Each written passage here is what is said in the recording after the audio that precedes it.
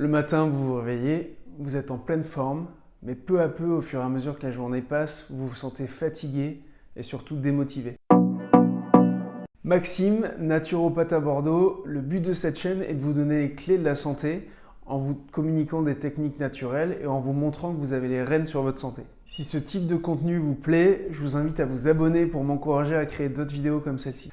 Alors rentrons dans le vif du sujet, parlons du stress. Est-ce que c'est si nocif que ça pour nous ? Pourquoi dans l'évolution on nous a mis cet état de stress? Est-ce qu'il ne nous permet pas de faire des choses? Comme vous l'avez compris, le stress il n'est pas là par hasard. Et comme Darwin le disait, c'est pas le plus fort ni le plus intelligent qui gagne, mais c'est plutôt celui qui sait s'adapter à un danger.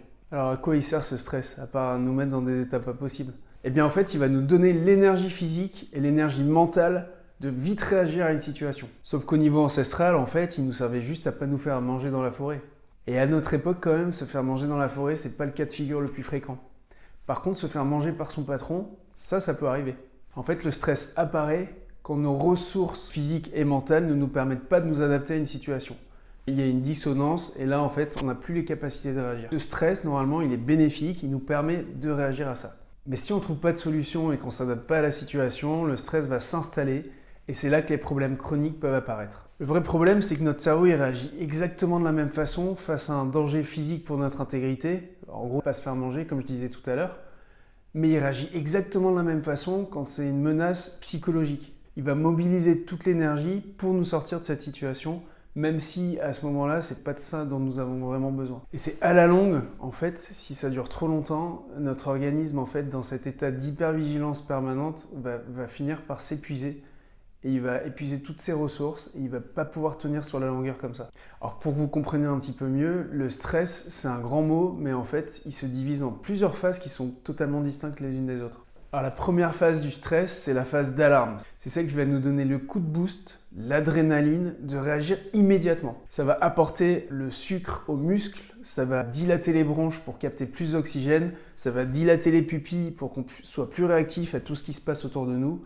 Et en fait, ça va développer notre acuité, nos sens, pour qu'on puisse réagir au mieux. Ça va nous permettre de nous focaliser sur notre objectif pour s'adapter. La phase d'alarme, on peut dire que c'est un stress qui est plutôt un stress positif qui va nous permettre d'aller de l'avant. Mais si cette phase d'alarme se prolonge trop, elle ne peut pas se prolonger au-delà de 24 heures, c'est un autre système qui va prendre le relais. Et la phase suivante du stress, c'est la phase de résistance. En fait, c'est la phase du cortisol. C'est la phase où le cortisol va monter. Le cortisol, ses principales fonctions, ça va être plutôt de nous apporter de l'énergie. Comment le cortisol nous permet de bénéficier de cette énergie?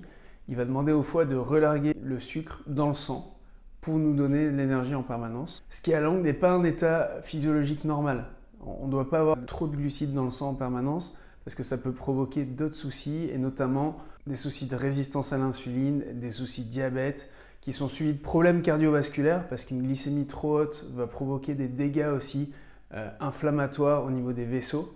Donc le sommeil va être perturbé, l'immunité va peu à peu s'affaiblir. La digestion aussi ne va pas dans le sens de se sortir d'une situation de survie, donc on met entre parenthèses la digestion, donc on a des gros problèmes digestifs qui apparaissent. Alors on peut noter que le cortisol il y a un effet anti-inflammatoire et encore une fois c'est pas un hasard, c'est parce que ça permet de masquer la douleur qu'on peut avoir en sollicitant trop ses muscles, en essayant d'échapper à une situation, en se blessant.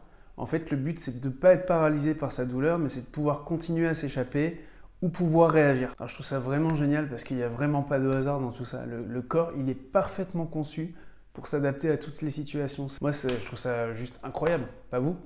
Alors cette phase de résistance, comment elle va arriver? Quelques exemples. Un proche qui nous harcèle, un patron qui nous harcèle, quelqu'un qui nous en demande trop, à qui on ne sait pas dire non, quand on a beaucoup trop de travail et qu'on ne sait pas par où commencer. Alors quelque chose qui serait vraiment intéressant, et je vais vous l'afficher, c'est la pyramide de Maslow, qui récapitule nos besoins fondamentaux. Et si ces besoins fondamentaux ne sont pas satisfaits, ça peut déclencher un état de stress profond. Par exemple, dans la pyramide de Maslow, on peut parler du besoin de sécurité. Si on a des problèmes financiers, on ne se sent pas en sécurité, on ne sait pas trop comment on va terminer le mois, et ça, c'est une énorme source de stress. Puis on a la dernière phase qui se produit, c'est la phase d'épuisement ou la phase de décompensation. C'est une phase où le corps va tenter le tout pour le tout, il va essayer de nous redonner ce dernier coup de boost pour vraiment nous sortir de la situation. Le cerveau essaye de décharger le mental dans le corps pour nous faire réagir. Encore une fois, l'intérêt c'est de nous faire réagir et de nous permettre de sortir de cette situation.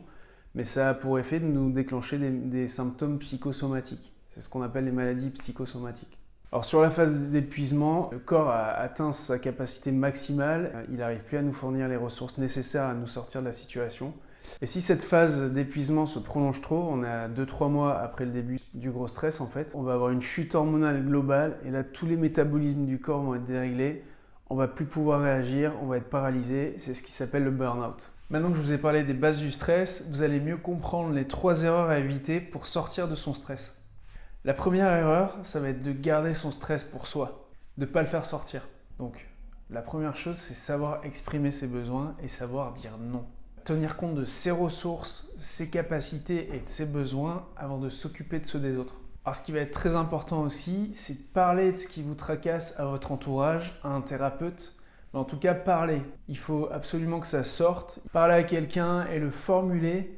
En fait, rien que l'écoute que vous procure votre proche, ça va vous permettre de lever ce blocage et si ça se trouve, de surpasser ce stress. Le point capital aussi, c'est de laisser sortir vos émotions.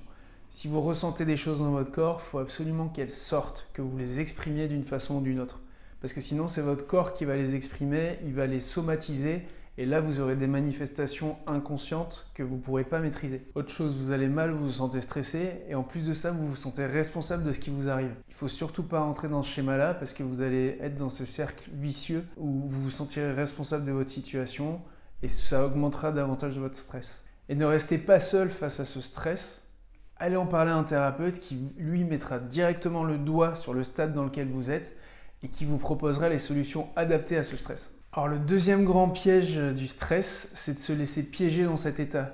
En fait, quand vous êtes dans une situation de stress avancée, vous avez tendance à vous renfermer sur vous-même, il y a un repli sur soi, il y a une perte de sens, une perte d'objectif qui vous pousse à justement encore plus vous enfermer. Là, vous allez vous retrouver dans une situation qui va empirer. Une des solutions à ça, moi quand j'ai des gros moments de stress, en fait je prends un temps pour moi et je ne fais rien, c'est-à-dire je n'ai pas de portable, je n'ai rien dans les mains, je fais un petit exercice de respiration ou je fais un petit peu de méditation et ça me permet de mieux comprendre ce qui m'arrive. Maintenant qu'on a parlé de la partie psycho-émotionnelle sur les 2 premières erreurs à éviter, la 3e erreur, ça va être de ne pas revoir son alimentation et de ne pas se complémenter. Alors, il faut savoir que physiologiquement, le stress va épuiser vos stocks de magnésium et de zinc. Donc la première chose à faire, mais ça va vraiment être capital, c'est la base de la base, c'est de prendre du magnésium. Alors vous pouvez compter à peu près 6 mg par kilogramme de poids corporel, ce qui veut dire pour une personne de 80 kg à peu près 500 mg par jour. Alors ce qui va être super important aussi, c'est de commencer votre journée par un petit déjeuner riche en tyrosine. La tyrosine, pourquoi? Parce que c'est un précurseur de la dopamine et de l'adrénaline, qui sont les 2 hormones, les 2 neuromédiateurs qui vont vous motiver à vous lancer dans la journée, qui vont vous donner de l'entrain, qui vont vous donner de l'envie. Et parfois, juste cette carence en tyrosine, ça peut provoquer un état de démotivation dès le début de la journée. Alors les aliments qui contiennent de la tyrosine, il y a mon petit chouchou, l'œuf. Alors vous verrez que je le recommanderai très souvent parce qu'il contient tellement de bonnes choses. Je ferai d'ailleurs une petite vidéo spécialement sur l'œuf. Ensuite, on a tout ce qui est produits laitiers, mais plutôt les fromages qui sont très riches en tyrosine. On a la spiruline qui est très riche en tyrosine, mais il faut en prendre une certaine quantité. On a aussi tout ce qui est oléagineux, donc les noix du Brésil, les noix de Grenoble. Par cet apport-là, en fait, vous motiverez le circuit de la récompense. Et le circuit de la récompense, il n'est pas juste là pour vous faire plaisir, il est aussi là pour vous motiver à faire les choses. Alors, deuxième chose très importante dans l'alimentation, c'est de penser à vos apports en tryptophane. Alors le tryptophane, c'est le précurseur de la sérotonine qui est l'hormone qui va permettre de vous apaiser en fin de journée et qui va être le précurseur aussi de l'hormone du sommeil qui s'appelle la mélatonine. Alors où trouver ce tryptophane? Le champion de toute catégorie sur ça, c'est le poulet rôti avec la peau. Important avec la peau. Et ça vous apportera aussi du collagène qui sera excellent pour votre peau, pour vos articulations. On en trouve également dans les noix, les amandes, les bananes, le chocolat aussi pour ceux qui aiment, la viande, le poisson. Alors tout ce qui est complet, mais il faut que ce soit absolument bio. C'est parce qu'à partir du moment où vous mangez complet, vous récupérez l'intégralité du grain. Donc l'intégralité des pesticides qui ont pu être mis dans la culture. Et dernière chose, évitez à tout prix les stimulants parce qu'en fait ils vont juste être là pour masquer votre état. Donc stimulants, j'entends café, thé, chocolat est légèrement stimulant aussi.